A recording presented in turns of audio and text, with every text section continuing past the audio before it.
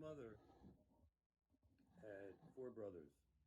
They grew up extremely poor during the Depression. They were often evicted from their homes.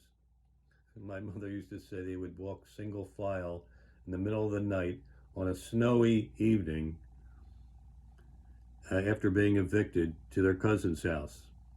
And their cousins were a family of six people. My mother had a family of eight people. And can you imagine 14 people in a small apartment in downtown Philadelphia? Downtown, the Greek section, I mean. Anyway, so I love my aunt, my uncles, um, but I have a special fondness for one, my Uncle Alex. My mother would call him Aleko.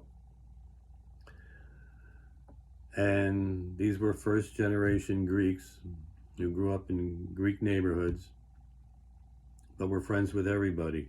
There was no racism there. There was people helping each other during the Depression. Their families stayed together. There was no divorce, but they were poor, and they did struggle, but they stuck together throughout their lives.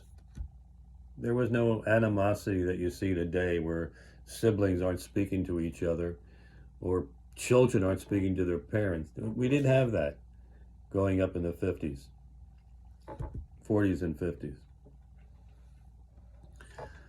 Let me tell you about my Uncle Alex, Alexander Pantellas. He was born in the early to mid 20s. He was a great baseball player, pitcher, always thin though. He did have a tryout with the Phillies. But my fondness for my Uncle Alex had to do with his compassion, his awareness, his sensitivity to people around him like myself. When I was about 9 years old, I was despondent. My grandfather, his father, had a restaurant in Sea City, New Jersey, where the family would gather. There were 4 rooms for 4 different families. My cousins, aunts, and uncles would all gather there during the summer. And I was despondent one day because my friend, Pat Flanagan, a Native American who looked more Native American than Irish, was going home. He was leaving me there, and I was there. And I developed a deep friendship with Pat as a kid. One of the few that I've ever had. And that close.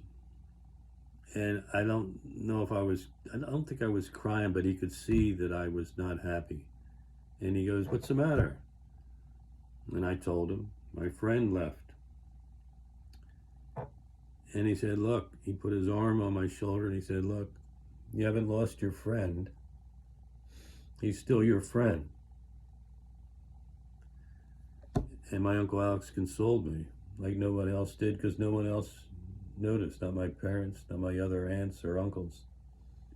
But my Uncle Alex did. And I felt better. I felt better the rest of my stay there in Sea City. Years later, he took me out to teach me how to pitch. He was a pitcher. He was teaching me the curveball. I had a good arm. He took me to his nearby park in his home in Havertown, and he showed me, here's how to grip the ball, and you bring it toward your ear and you snap it. You know, he was catching up for me. And I was trying and just wasn't getting it, and guys on their bikes behind him were laughing at me. And he goes, "Hey," in his encouraging way, his supportive way, he said, "Hey, don't listen to them. Don't listen to them, Jerry. You're going to get this." He stuck with me. I kept pitching. The ball started curving and curving and curving. Finally, after my one curveball, he just stopped, put his head back, and just laughed. He laughed at the success I was now experiencing. He laughed just from joy.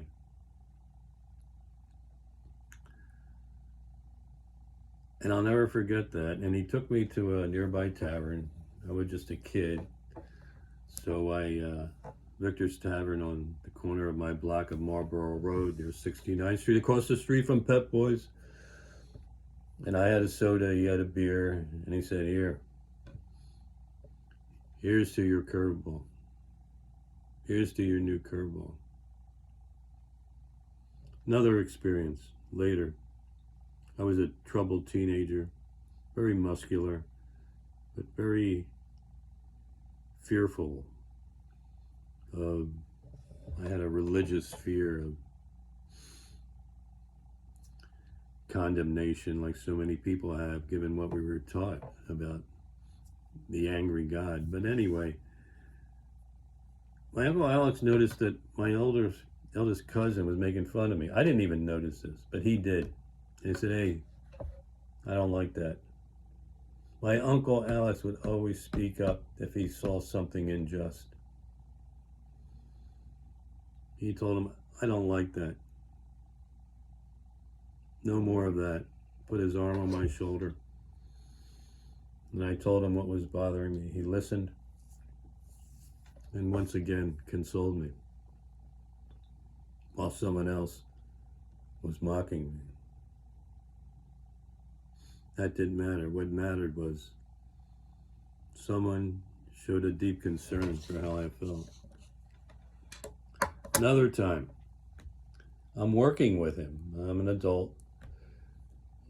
He was a waiter. He worked at the Warwick Hotel in downtown Philadelphia with his brother Gus and his brother Angelo.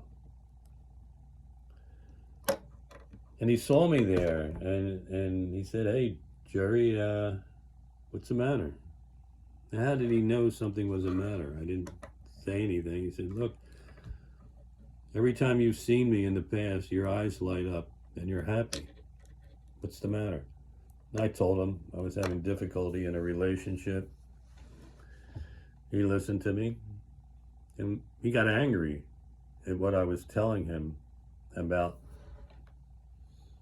the person with whom I was involved.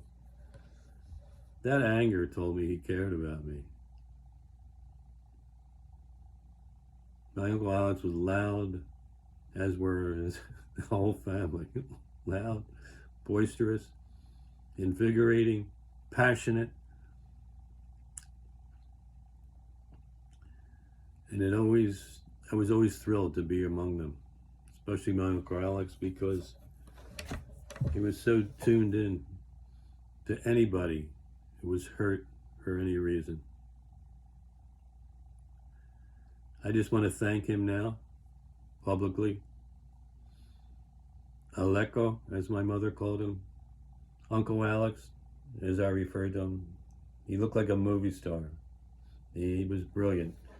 Once when he was waiting on tables on Shelley Winters, the actress, famous actress, Academy Award winner, was flirting with him and wanted to be with him.